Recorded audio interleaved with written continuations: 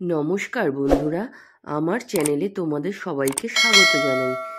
আজকে আমি তোমাদের গাজরের হালুয়া বানিয়ে দেখাবো। গাজর কিন্তু আমাদের শরীরের জন্য খুব উপকারী একটা সবজি। আর আজকাল প্রায় প্রত্যেকটা বাচ্চারই চোখের সমস্যা থাকে, আর গাজরে ভিটামিন এ থাকায় গাজর কিন্তু চোখের জন্য খুব উপকারী। তাই তোমরা এইভাবে যদি বানিয়ে খাওয়াও তাহলে বাচ্চারা কিন্তু সহজেই খেয়ে নেবে।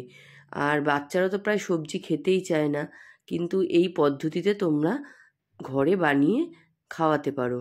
প্রথমে আমি এখানে 500 গ্রাম মতো গাজর নিয়ে নিয়েছি। গাজরটাকে আমি দুপাশ কেটে ভালো করে গাটা ছুলে নেব, যাতে ওই সাদা সাদা অংশগুলো পরিষ্কার করে নেব। এরপরে দেখো, পরিষ্কার করে আমরা একটা প্লেটে নিয়ে চলে এসেছি। এইবার কি করব, একটা গ্রেটারের সাহায্যে আমরা এই গাজরগুলোকে গ্রেট করে নেব। গ্রেটারের যে বড় দিকটা থাকবে সেই দিকটা দিয়ে আমরা এটাকে ঘষে গ্রেট করে নেব। খুবই সুন্দরভাবে এটা গ্রেট করতে হবে। আর কি করব, ভেতরের যে সবুজ আর শক্ত অংশটা সেটা বাঁচিয়ে আমাদের গ্রেটটা করতে হবে, যাতে কি হয় ভেতরে শক্ত অংশটা এর মধ্যে চলে না আসে। দেখো আমি কেমন গা ঘেঁষে ঘেঁষে মানে ঘুরিয়ে ঘুরিয়ে গ্রেট করছি। তাতে কি হবে, ওই দেখবে ভেতরের যে সবুজ শক্ত অংশটা ওটা নিমেষেই আলাদা করতে পারবে। দেখো, এই ভেতরের অংশগুলো কিন্তু আমি ব্যবহার করব না। তাতে কি হবে, জিনিসটা খুব সুন্দর মানে নরম হবে। আর আমি গ্রেট করে নিয়ে এখানে আমি চলে এসেছি কিছু ড্রাই ফ্রুট নিয়ে। ড্রাই ফ্রুটগুলো আমি কি করব, চাকু দিয়ে ছোট ছোট করে কুচি করে নেব। এখানে আমি কাজু বাদাম আর আমন্ড ইউজ করেছি। তোমরা এর মধ্যে ইচ্ছা করলে আরও যে কোনো ড্রাই ফ্রুট অ্যাড করতে পারো, এবং আমি পরে আবার কিশমিশ অ্যাড করব। তো ড্রাই ফ্রুটগুলো আমি কেটে নিয়ে এবার কি করব, আমি এগুলোকে একটু ফ্রাই করে নেব ঘিয়ের মধ্যে। দেখো, এরকম ছোট ছোট পিস করে তোমরাও কেটে নেবে। তারপরে আমি একটা প্যান বসিয়ে নেব। এবার প্যানে কি করব, আমি এই গাজরের হালুয়াতে অ্যাড করার জন্য যে ক্ষীরটা সেটা আমি বানিয়ে নেব। আমি কিন্তু এখানে বাইরের কোনো খোয়া ক্ষীর ইউজ করছি না, এটা আমি ঘরেই বানিয়ে নিচ্ছি। আর এই যে ঘিটা আমি ইউজ করছি এটাও আমার ঘরে বানানো ঘি। তোমরা যদি চাও তো পরে আমি এই ঘিয়ের রেসিপিটাও তোমাদের সঙ্গে শেয়ার করব। আমি চেষ্টা করি আমার বাচ্চাদের ঘরেই অনেক কিছু বানিয়ে খাওয়াতে। কিনে তো অবশ্যই খাই, তবুও চেষ্টা করি যতটা পারি বানিয়ে খাওয়াতে। তো ঘিটা দেখো গরম হয়ে গেছে। এর মধ্যে আমি এবার 1 কাপ পরিমাণ ঠান্ডা দুধ, মানে রুম টেম্পারেচারে থাকে এরকম, ফ্রিজের দুধ দিলে হবে না, সেরকম 1 কাপ দুধ দিয়ে এবার এটা নাড়িয়ে নেব। নাড়িয়ে নিয়ে এরপরে সমানে নাড়াতে থাকতে হবে যাতে নিচে না লেগে যায়, যেহেতু দুধের কাজ এটা। এবার এর মধ্যে আমি 1 কাপ মতো গুঁড়ো দুধ অ্যাড করে দিচ্ছি। এইবার দিয়ে এটা ভালো করে নেড়ে নেড়ে মিশিয়ে নিতে হবে, এবং মানে দুধটা বেশি গরম হওয়ার আগে আমাদের এই কাজটা করতে হবে, নালে কি হবে এটা দলা পেকে যাবে। দলা পেকে গেলে জিনিসটা খুব বাজে লাগবে। দেখো আমি নেড়ে চেড়ে কেমন মিশিয়ে নিচ্ছি। এবার এটা এই পদ্ধতিতে যদি তোমরা পুরো টানিয়ে নাও তাহলেই কিন্তু এটা মানে হোমমেড খোয়া ক্ষীর তৈরি হয়ে যাবে। আমি কিন্তু এটা পুরো টানাবো না, আমি এটা মোটামুটি একটু ঘন করে নেব, কারণ আমার টানিয়ে এটা কোনো লাভ হবে না। আমার এটাতে আমাকে এরমভাবে ইউজ করতে হবে। এবার আরেকটা প্যানের মধ্যে দেখো আমি ঘি নিয়ে নিয়েছি। ঘি নিয়ে এবার ঘিটা একটু গরম হওয়া অবধি ওয়েট করতে হবে। ঘিটা যেই ভালো মতো মেল্ট হয়ে যাবে তখন আমি যে মানে গাজরটা গ্রেট করে রেখেছিলাম ওটা পরে অ্যাড করছি।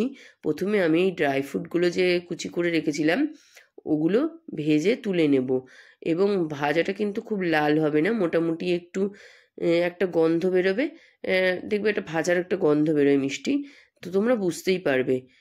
এবং এমনভাবে তুলতে হবে যাতে এটা পুড়ে না যায়, সেরকমভাবেই টেম্পারেচারটা রাখতে হবে। আর গ্যাসটা কিন্তু এখানে আমি একদম সিমেই কাজটা করছি।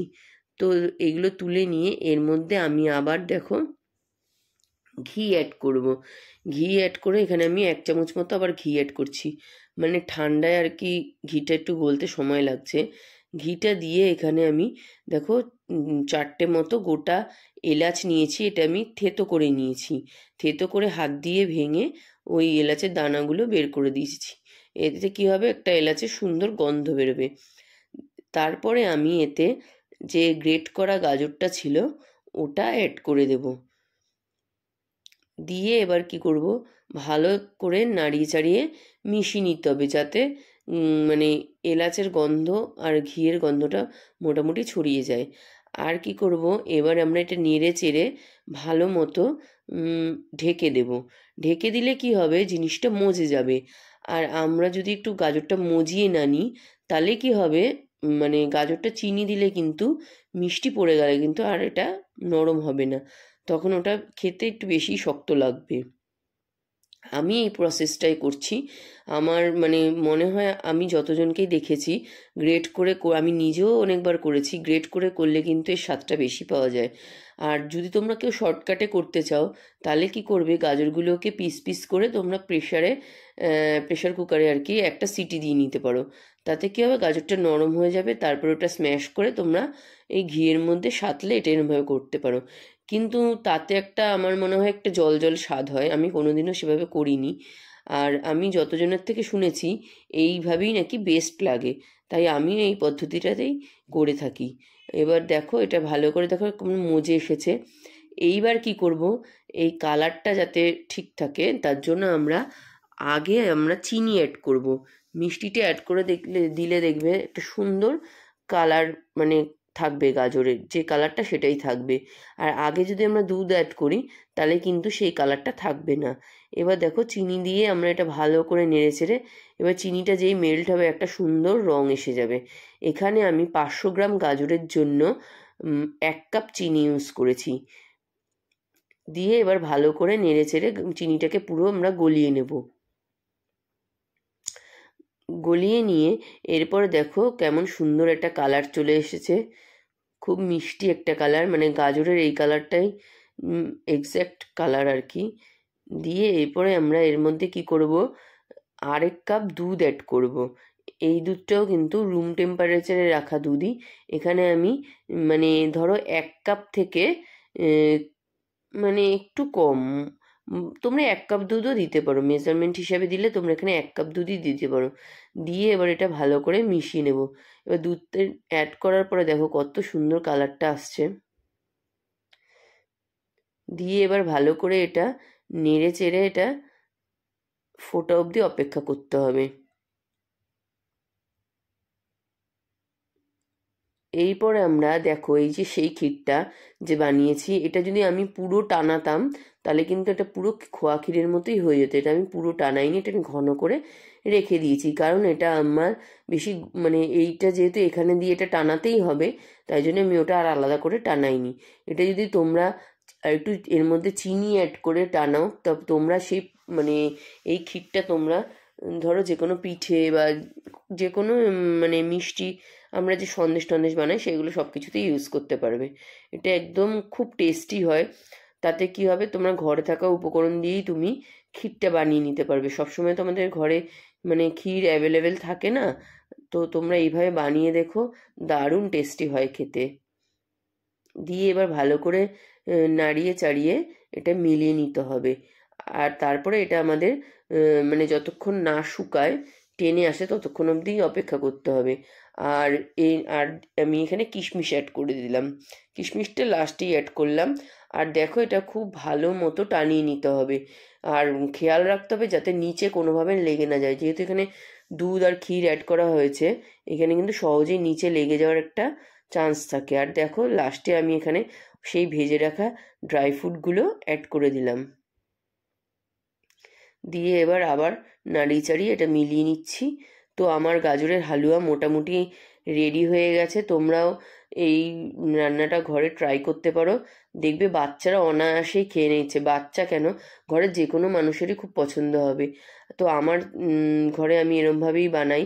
আর আমার ছেলেদেরও যেহেতু চোখের প্রবলেম আছে, ওদেরও আমি এই প্রসেসে বানিয়ে খাওয়াই, তো ওরা গাজরটা খেতে খুব ভালোই লাগে। তো তোমাদের যদি এই রেসিপিটা ভালো লাগে তো অবশ্যই লাইক করে দিও, আমার চ্যানেলটা সাবস্ক্রাইব করে দিও। আর শেয়ার করে দিও। তো পরে আবার ফিরে আসবো অন্য একটা রেসিপি নিয়ে। Thank you.